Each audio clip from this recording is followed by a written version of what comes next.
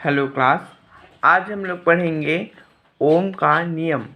पिछले क्लास में हमने अनुगमन वेग और विद्युत क्षेत्र के मध्य संबंध तथा विद्युत धारा और अनुगमन वेग के बीच संबंध पढ़ा था।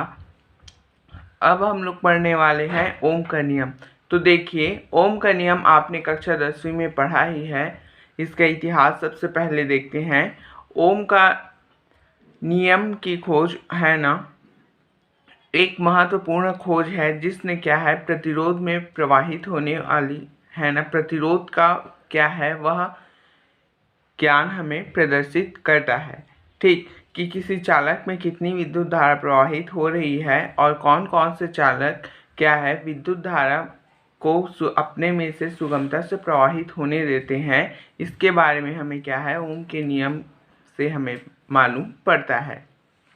तो देखते हैं, जर्मन वैज्ञानिक जॉर्ज साइमन ओम ने सन 1828 में प्रयोग द्वारा पता लगाया कि किसी चालक के सिरों पर लगाए गए विभवांतर उसमें बहने वाली विद्युत धारा के मध्य एक निश्चित संबंध होता है।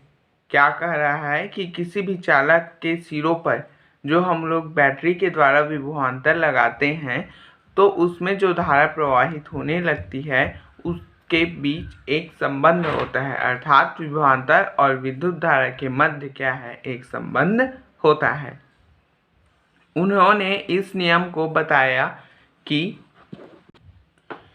यदि किसी चालक के भौतिक अवस्था जैसे लंबाई, ताप आदि में, भौतिक अवस्था मतलब बाह्य रूप आकार है ना, बाह्य रंग रूप आकार, अर्थात उसकी लंबाई में कोई परिवर्तन ना हो, चौड़ाई में कोई परिवर्तन ना हो, चालक का ताप नियत बना रहे, है ना। तो यदि किसी चालक के भौतिक अवस्था में कोई परिवर्तन ना हो तो चालक के सिरों पर उत्पन्न विभवांतर उस तार में प्रवाहित होने वाली धारा के अनुक्रमानुपाती होता है। ओम का नियम कहलाता है। क्या कहा गया है, यदि किसी चालक के भौतिक अवस्था में कोई परिवर्तन ना हो तो चालक के सिरों में उत्पन्न विभवांतर उस तार में प्रवाहित होने वाली विद्युत धारा के अनुक्रमानुपाती होता है। यदि किसी चालक के सिरों पर लगाया गया विभवांतर V हो तथा उसमें प्रवाहित होने वाली धारा I हो, तब इस नियमानुसार क्या होगा, V अनुक्रमानुपाती I। और हम लोग को पता है जब अनुक्रमानुपाती नियतांक हटाते हैं तो क्या है, यहाँ पे एक नियतांक लेते हैं R, है ना। तो यहाँ कौन से नियतांक ले रहे हैं, R। जहाँ R एक नियतांक है, जहाँ R एक नियतांक है जिसे चालक का प्रतिरोध कहते हैं, जिसे चालक का प्रतिरोध कहते हैं। प्रतिरोध के बारे में हम लोग आगे और डिटेल डिस्कशन करेंगे। तो इस प्रकार ओम का नियम है, यदि किसी चालक के भौतिक अवस्था में कोई परिवर्तन नहीं हो रहा है तो चालक के सिरों में उत्पन्न विभवांतर उस तार में प्रवाहित होने वाली धारा के अनुक्रमानुपाती होता है।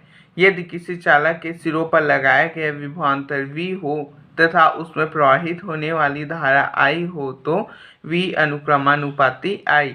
अनुक्रमानुपाती को हटाएंगे तो यहाँ पे एक नियतांक लिखा जाता है जिसे क्या कहते हैं, जिसे चालक का प्रतिरोध कहते हैं। ठीक, अब देखते हैं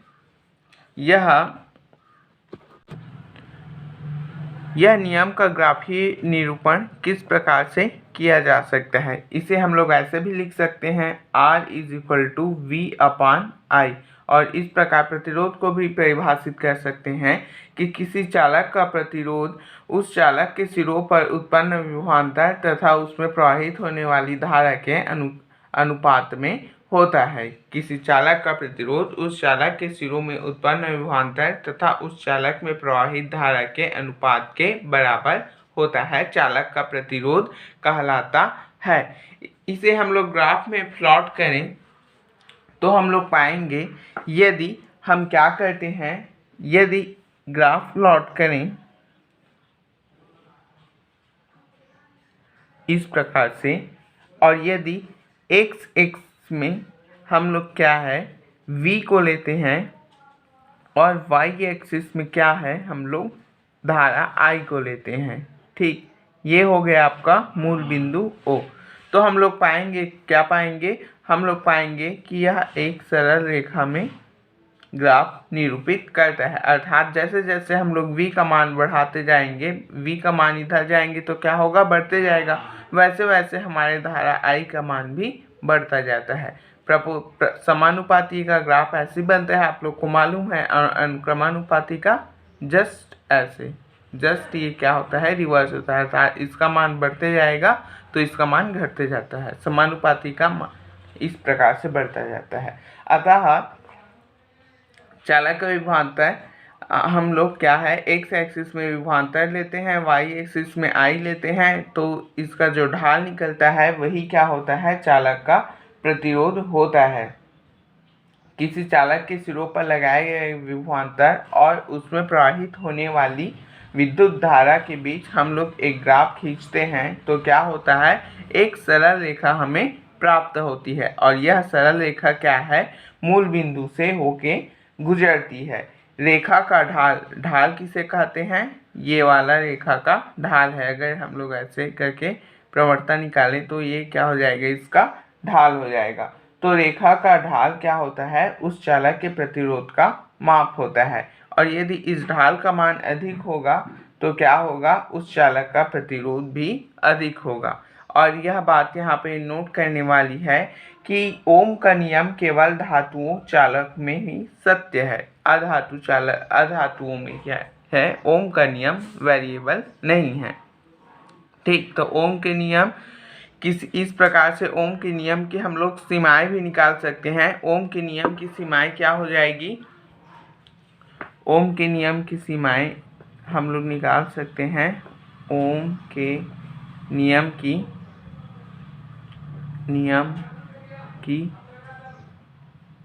सीमाएं क्या हो जाएगा, सबसे पहला क्या है, सबसे पहले देखिए यहाँ पे यदि किसी चालक के भौतिक अवस्था में कोई परिवर्तन ना हो तो हम लोग लिख सकते हैं चालक के भौतिक अवस्था में कोई परिवर्तन नहीं होना चाहिए। चालक के भौतिक अवस्था में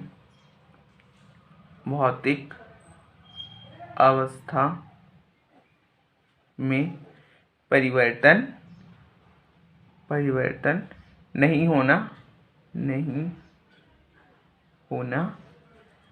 चाहिए। ठीक, दूसरा क्या लिख सकते हैं हम लोग, दूसरा क्या लिख सकते हैं, ताप में भी परिवर्तन नहीं होना चाहिए। तो चालक का ताप नियत रहना चाहिए, चालक का ताप नियत रहना चाहिए। नियत माने स्थिर, नियत रहना चाहिए। इस प्रकार से हमने क्या है, ओम के नियम तथा ओम के नियम की सीमाएं भी निकाल लिए। अब देखते हैं हम लोग ओम के नियम की व्युत्पत्ति किस प्रकार से होती है, इसे हम लोग आगे देखेंगे।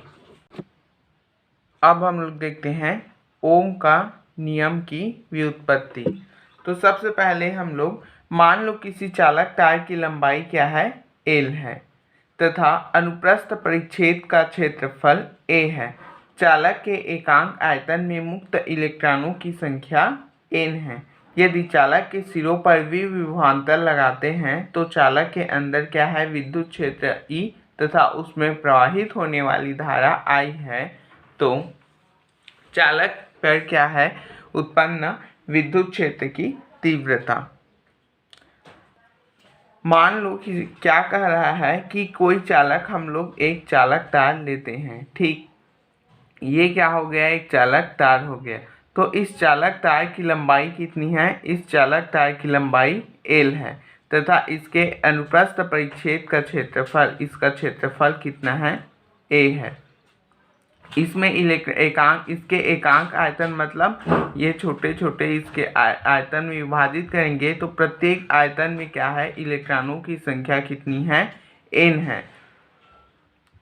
यदि चालक के इस सिरों पर, इन दोनों सिरों पर हम लोग विभवांतर लगाते हैं तो इसमें क्या है, इस चालक के अंदर विद्युत क्षेत्र की तीव्रता उत्पन्न होगी तथा धारा I प्रवाहित होती है। तो उत्पन्न विद्युत क्षेत्र की तीव्रता, तो उत्पन्न विद्युत क्षेत्र की तीव्रता क्या हो जाएगी, तो उत्पन्न विद्युत क्षेत्र की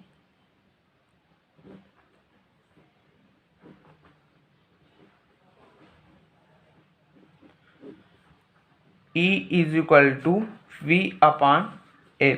ये कहाँ से आया आपको मालूम है, ये आया है विभव प्रवणता के फॉर्मूले से। ठीक, विभव प्रवणता का फॉर्मूला क्या होता था, dV upon dL into E। ये क्या होता था, माइनस में रहता था। ये क्या है, विभव प्रवणता, तो हम लोग यहाँ परिवर्तन नहीं लिए हैं, V/L लिए हैं। ठीक, यहीं से ये आया है।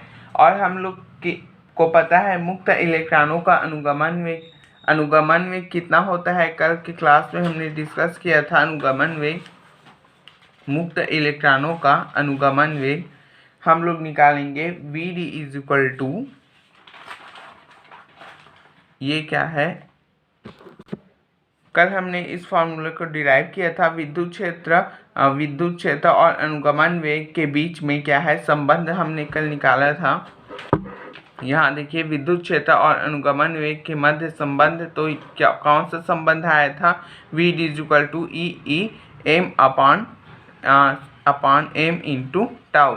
तो क्या है यहाँ पे लिखेंगे मुक्त इलेक्ट्रॉनों का अनुगमन वेग, मुक्त, इसको मान लेते हैं इक्वेशन नंबर 1, मुक्त इलेक्ट्रॉनों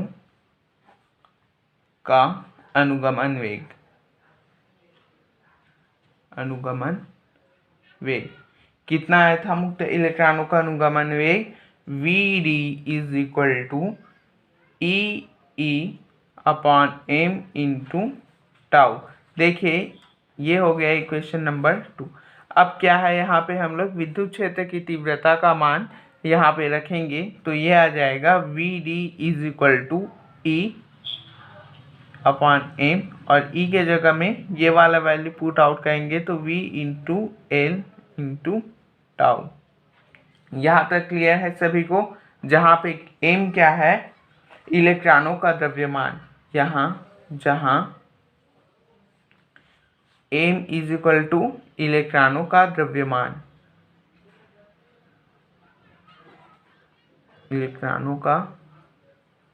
द्रव्यमान, E क्या है, यहाँ पे इलेक्ट्रॉनों में उपस्थित आवेश, इलेक्ट्रॉन का आवेश, और टाउ क्या है यहाँ पे, श्रांति काल। ठीक, इसे लेते हैं इक्वेशन नंबर 3। अब हम लोग को पता है कि किसी भी चालक में प्रवाहित होने वाली धारा और अनुगमन वेग के बीच में एक संबंध होता है, जिसे हमने कल डिस्कस किया था। चालक तार में प्रवाहित होने वाली धारा I और अनुगमन वेग Vd के बीच में संबंध होता है। यहाँ लिख देते हैं, चालक तार में प्रवाहित धारा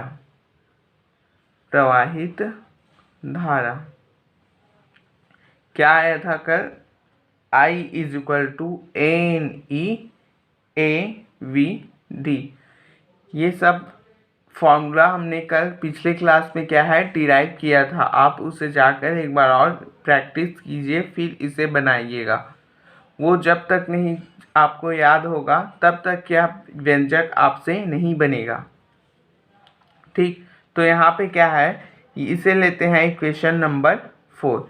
अब देखिए, यहाँ पे अनुगमन वेग का वैल्यू पुट आउट कर देंगे। यहाँ से निकाले हैं अनुगमन वेग का मान, तो इसे यहाँ पे क्या है रखेंगे, तो ये आ जाएगा I is equal to NeA, और Vd का मान कितना आया है, यहाँ पे कोष्टक लगा दो, EV टाउ अपॉन ML।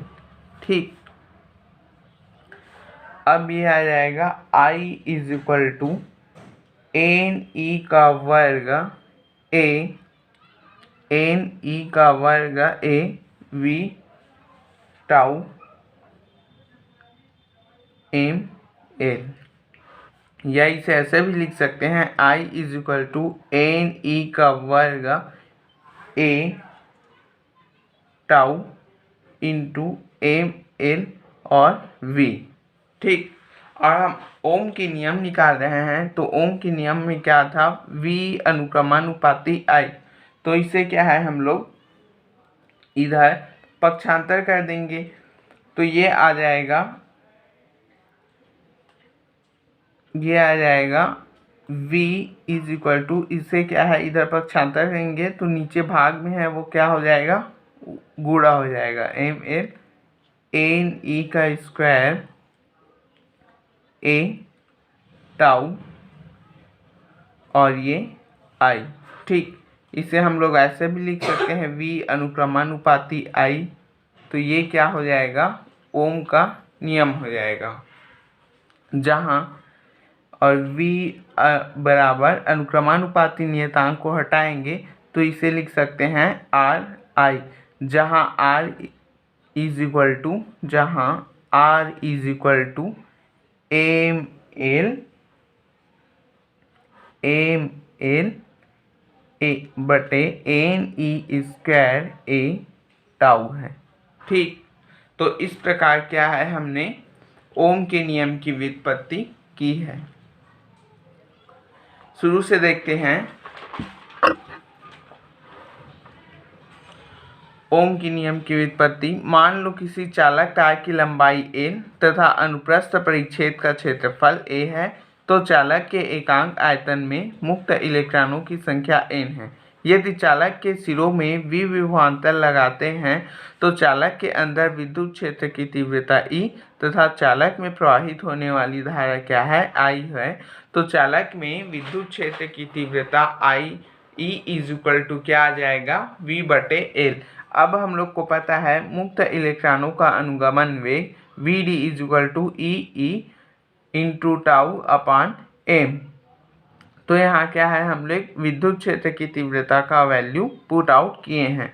तो Vd is equal to E/m V/L into tau, जहाँ पे m क्या है, इलेक्ट्रॉनों का द्रव्यमान है, E क्या है, इलेक्ट्रॉन के उपस्थित आवेश है, तथा टाउ क्या है, यहाँ पे श्रांति काल है, L क्या है, चालक तार की लंबाई, और V क्या है, यहाँ पे चालक के सिरों में उत्पन्न विभवांतर। अब हम लोग को पता है चालक तार में प्रवाहित होने वाली धारा I is equal to NEA/VD होता है। तो यहाँ पे क्या है, हम लोग VD का वैल्यू जो निकाले हैं उसे यहाँ पे क्या है, हम लोग पुट आउट किए हैं। तो ये I is equal to NEA/EV tau upon ML है ना। तो यहाँ पे V को रखना है, V को रखे हैं, फिर क्या है, ये इसको क्या है, इधर पक्षांतर कर दिए हैं इन सभी को।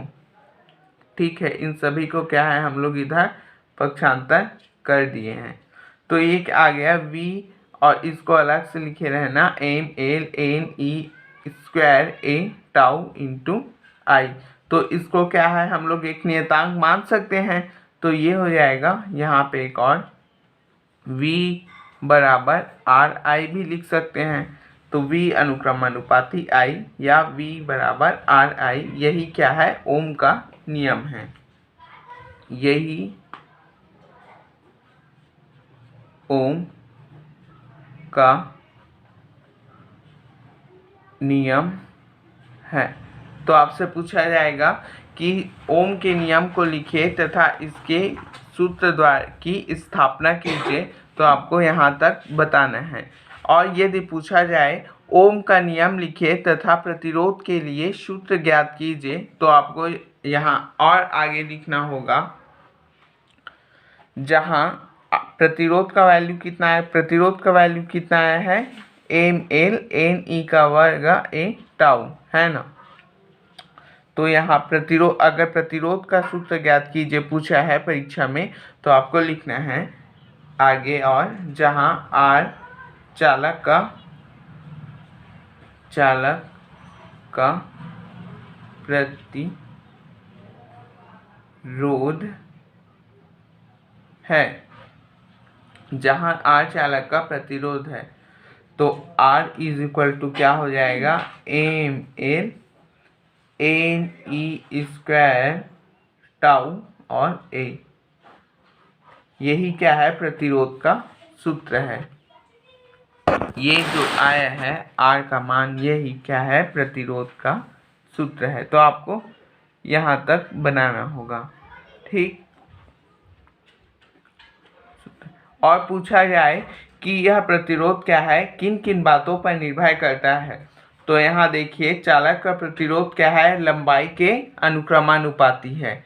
चालक का प्रतिरोध चालक तार की लंबाई के अनुक्रमानुपाती है तथा चालक तार के क्षेत्रफल के व्युत्क्रमानुपाती होता है। अर्थात चालक तार की लंबाई को जैसे जैसे बढ़ाया जाता है उसका प्रतिरोध वैसे वैसे बढ़ता जाता है, और उसकी मोटाई को जितना बढ़ाते जाते हैं अर्थात अनुप्रस्थ क्षेत्रफल को जितना बढ़ाते जाते हैं तो चालक तार का प्रतिरोध क्या है, उतना ही कम होते जाता है। इसको हम लोग देखेंगे। प्रतिरोध को प्रभावित करने वाले कारक का बारे में आपको पूछा जाए तो इससे बताना है। यहाँ देखिए प्रतिरोध का सूत्र हमने निकाल लिया। अब देखते हैं इसे परिभाषित करते हैं। कोई चालक विद्युत धारा के मार्ग में जो अवरोध डालता है उसे उसका प्रतिरोध कहते हैं। अर्थात विद्युत धारा के मार्ग में अवरोध उत्पन्न करने वाला प्रतिरोध कहलाता है। ऐसे चालक को प्रतिरोधक कहते हैं, रजिस्टर कहते हैं। तो चालक में प्रतिरोध का कारण क्या होता है, तो जब चालक के सिरों के मध्य हम लोग विभवांतर लगाते हैं तो विद्युत क्षेत्र के कारण क्या है, इलेक्ट्रॉन त्वरित होकर चलने लगते हैं अर्थात वे ऊर्जा पा लेते हैं। ये इलेक्ट्रॉन अपने मार्ग में आने वाले क्या होता है, परमाणुओं से टकराते रहते हैं और उनके इलेक्ट्रॉन को भी क्या है, निकालने की कोशिश करते रहते हैं। एक निश्चित और वे क्या है, टकरा कर एक निश्चित गति से आगे बढ़ने लगते हैं। इस प्रकार एक इलेक्ट्रॉन को क्या है, जब वो परमाणु से टकराते हैं तो टकराने पर से क्या होगा, वह एक बल का सामना करना पड़ता है जो क्या है, उसके गति में क्या है, अवरोध उत्पन्न करता है। तो इस प्रकार एक प्रकार से उस चालक में क्या है, विरोधी बल उत्पन्न हो जाता है। तो चालक का यह विरोधी बल ही क्या है, चालक का प्रतिरोध कहलाता है। विद्युतरोधी या कुचालक का प्रतिरोध अनंत होता है। विद्युतरोधी अथवा कुचालक में क्या है, प्रतिरोध अनंत होता है। तो इस प्रकार हम लोग चालक के प्रतिरोध को परिभाषित करेंगे। किसी चालक का प्रतिरोध लगाए गए विभवांतर V और उसमें बहने वाली धारा I के अनुक्रमानुपाती होता है। प्रतिरोध बराबर विभवांतर बटे धारा। और SI पद्धति में प्रतिरोध का मात्रक ओम होता है। SI पद्धति में प्रतिरोध का मात्रक क्या है, ओम होता है। इसे ओमेगा से प्रदर्शित करते हैं। इसे ओमेगा, ये है ओमेगा, ओमेगा से प्रदर्शित करते हैं। तो इसके अब ओमेगा को परिभाषित करेंगे। V को हम लोग लेते हैं 1 वोल्ट और एम्पियर को लेते हैं 1 एम्पियर। तो इस प्रकार यदि किसी चालक के सिरों के मध्य 1 वोल्ट का विभवांतर लगाने पर उसमें बहने वाली धारा 1 एम्पियर हो तो उस चालक का प्रतिरोध 1 ओम कहलाएगा। यदि किसी चालक के सिरों में उत्पन्न 1 वोल्ट का विभवांतर लगाते हैं तो उसमें प्रवाहित होने वाली धारा 1 एम्पियर होगी, तो उस चालक का प्रतिरोध 1 ओम होगा। यदि किसी चालक के सिरों के मध्य 1 वोल्ट का विभवांतर लगाते हैं तो उसमें बहने वाली धारा का मान 1 एम्पियर हो तो उस चालक का प्रतिरोध 1 ओम होता है। अब यहाँ पे देखते हैं प्रतिरोध के बड़े मात्रक किलो ओम और मेगा ओम भी होता है। 1 मेगा ओम बराबर, मेगा माने 10⁻⁻⁻⁶ और अगर इसे हम लोग माइक्रो लिखें तो 1 माइक्रो बराबर 10⁻⁻⁻⁶। अगर ये प्लस होता तो इसे क्या कहते हैं हम लोग, मेगा, और ये माइनस है तो इसे क्या कहते हैं, माइक्रो। और यहाँ पे है किलो। 1 किलो बराबर 10⁻+3 और 1 मिली माने 10⁻−3। तो इस प्रकार से आप लोग याद रखेंगे, न्यूमेरिकल क्वेश्चन सॉल्व करते वक्त इसकी जरूरत पड़ती है। और प्रतिरोध का विमीय सूत्र होता है R = mL/T3 और A-2 होता है प्रतिरोध का विमीय सूत्र। अब देखते हैं प्रतिरोध की निर्भरता। ये सब क्या है आपको याद रखना है, एग्जाम में ये सब क्या है पूछा जाता है। देखिए ये फॉर्मूला आपने कक्षा 11वीं में पढ़ा है और सभी को मैंने ये सब बता दिया है पिछले क्लास में, तो ये सभी का प्रैक्टिस आप अपने सेल्फ करेंगे। अब देखते हैं प्रतिरोध की निर्भरता। हमने क्या है प्रतिरोध का सूत्र निकाला, R = m/ne²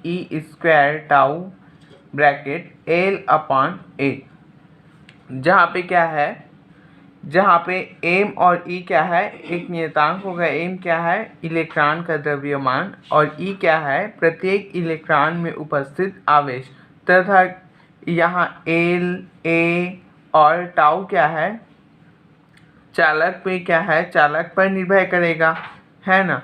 तो ये क्या है, इन सभी बातों पर क्या है किसी चालक तार का प्रतिरोध क्या है निर्भर करता है। इसे हम लोग देखेंगे। किसी चालक का प्रतिरोध निम्न बातों पे निर्भर करता है। पहला, चालक की लंबाई पर। किसी चालक का प्रतिरोध R उसके लंबाई L के अनुक्रमानुपाती होता है, अर्थात R अनुक्रमानुपाती L।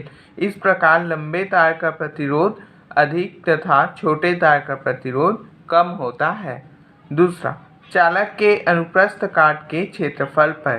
तो किसी चालक तार का प्रतिरोध R उस चालक के अनुप्रस्थ काट के क्षेत्रफल A के व्युत्क्रमानुपाती होता है, अर्थात जैसे जैसे चालक तार की मोटाई को हम लोग बढ़ाते जाएंगे उस चालक तार का प्रतिरोध क्या है घटते जाता है। इस प्रकार मोटे तार का प्रतिरोध कम होता है।